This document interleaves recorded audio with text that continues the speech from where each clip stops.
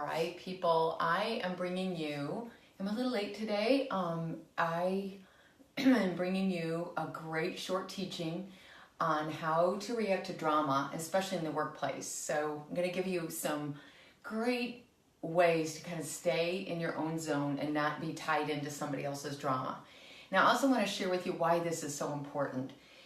So many times we think someone else's negativity, when there's a fight in the office or something rough, or when people are really tense around us, or any of the like kind of emotional energy in a work environment, down the hall, in your family, in relationships, a lot of the reason why we get so frustrated when we buy in or tie in or react to their drama is that we are behaving in a way that we don't like. We've either gotten negative because they were negative. We start siding with people if there was an altercation or a big disagreement, an emotional disagreement. And I want to show you why that feels so bad and how to kind of stay out of the fray. I almost titled this podcast, How to Stay Above the Fray and Slay Your Day. It's just a little too cutesy, so we didn't go with that title permanently. But really understanding when there is drama in relationships and how to react and how to lead instead of react is just such a powerful tool. So this is like, just picture the example I used in my podcast was that your boss had been yelling at someone right as you came in the door. And I want you to use any example of emotional drama that makes you feel uncomfortable, or you don't know what to do in that situation as a manager or fellow coworker. And I love working with leaders and people that want to be the change makers there, right? They want to do well. They want to help others. And sometimes in our best intentions, we get into the reaction zone instead of the leading zone. So this could be someone that's negative, or like you've walked in on something that was a tense conversation. So the reason we react is, of course, there's emotional energy in the room. When someone's negative, we kind of get drawn into it. But we do because we start believing what they're believing. And in the podcast, I lay out with more detail, how we can get really facty about a situation so that we can pull back from the emotion of it and really understand what's going on. So, but one quick way that I kind of life hack this, when I feel drawn in, I want to side with somebody because they just had a bad conversation with their boss. I want to make someone that's really negative feel better. Oh, I've slipped right into I'm starting to feel bad now. They almost hand over their negativity to us when we walk in on a situation. They probably feel better when we're walking away all upset. So the first question to ask is this my business? Is this my business? Is it their business? Is it really, like, if you are the manager of that person, or if it is your spouse, or if it's your child, that is your business. Hi, Jennifer Young. Thanks for being on here. But if we quickly, it's almost like a life hack. I call some of my quick interruptions of negative thinking and negative spirals life hacks. And you could ask in this question, is this my business or is this their business? And I love the example of somebody being negative. It has nothing to do with you, right? But you end up borrowing all of their emotion. So if you aren't feeling good about that, you can literally ask, is it my business or their business? And ask questions. Anybody that's on, Jennifer, if you have any questions, I will answer those as we get through it. And then we realize, especially with someone that is very negative, we're kind of buying into their story. If we're starting to feel negative, we're buying in that this was awful, their life is awful, and it's terrible. And if we want to lead in that situation, that's not leadership. We are just helping them continue to be a victim. And I don't know about you, but I hate feeling like a victim. So if we ask this question, is this my business? We're going to quickly say no. And then we're able to lead in that conversation. It can be, if we're not tying into the negativity or siding with someone because they had a fight, we can then lead the conversation with them that might be more helpful. Let me give an example. So someone is all tied into their story. They're being really negative. You can't stand being around them. But if you tie in and listen and go, yeah, that's right, your life is awful, you know, that pulls two people down. But you can ask them now that, like, what is really going on? What is going on for you? You can offer a few solutions, but you can also just ignore. You can be really kind and polite because you know you probably had this conversation 3 or 4 times and you know that they pull you down, you react. If you want to lead in that situation, it's like, this isn't my business. I know she's having a rough day and this is kind of how she rolls. But then you can not give her a place to be a victim. You can interrupt and say, hey, I know that's been a hard day, but do you want to, let's work on this today. And just kind of interrupt the moment. That's a way to lead instead of react. The example I use in my podcast goes in a little more depth, but it's that you walk into a situation and 2 people are having a very intense conversation. Well, the reason it's hard, we may buy into, and if we react versus lead, we might side with one of the people, we might start gossiping about that person with good intentions. We want to help them and help them move forward, but we know that, you know, in the end, that's not really helpful to have sides being taken in an office. So to lead in that situation, you might go, is this my business? Really isn't. It's not about something I'm involved with that person. But then you might list the facts. And the facts are, my boss is a jerk. The facts are, like, my boss is having strong words with someone. That's a fact. And just neutralize this situation for you because you walked in having a totally normal day and now you're upset because you've seen this fight.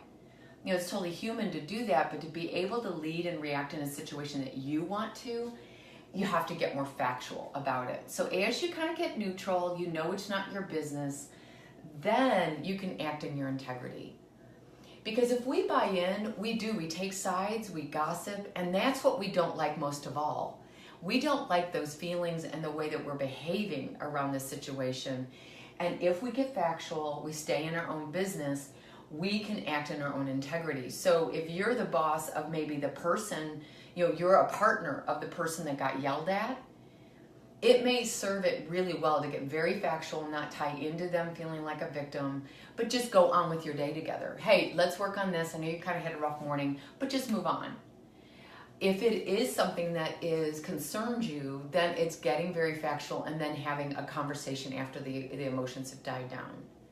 And again, this allows us, by kind of distancing ourselves from the emotion, by stepping out of the drama, and by realizing we can make better conversation, we can be more productive. I even think that if you are working on a bunch of projects with your boss and he was the one that yelled at someone else, and that makes you really feel uncomfortable, if you don't take a little time to step back and do this process of getting facts versus story and really deciding whether this is your business or not, you might avoid them. And that delays your work for the day. That's where we feel so out of integrity. It's like we start procrastinating, we start avoiding people. It's like, oh my God, we are wasting so much time in our work environments because we are getting all embroiled in this drama. When you want to lead in the situation, it's very simple. Is it my business? Nope. And wait till the emotions calm down and go on. It might really serve your boss to just be able to work on something else. Maybe that conversation had to happen. It was probably difficult for him. But instead of embroiling in the drama, having a whole conversation at lunch about how awful he was, and not even approaching him and getting your own work done that you needed to talk about with him, it's just a waste of time. And guess what? Now you're feeling crappy like the person that you were with, and that doesn't serve anyone.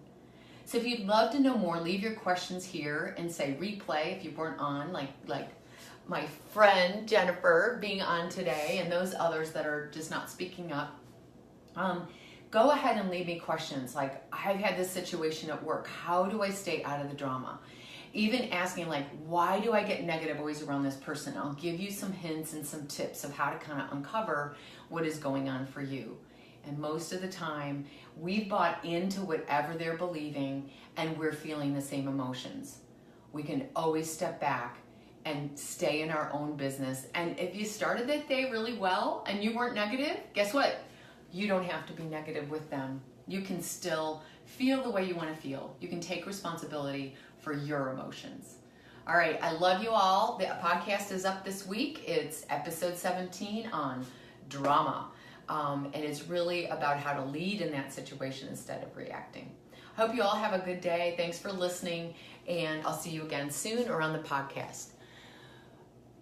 Stay out of drama because I don't have time for it. Yeah, because drama is a huge time waster.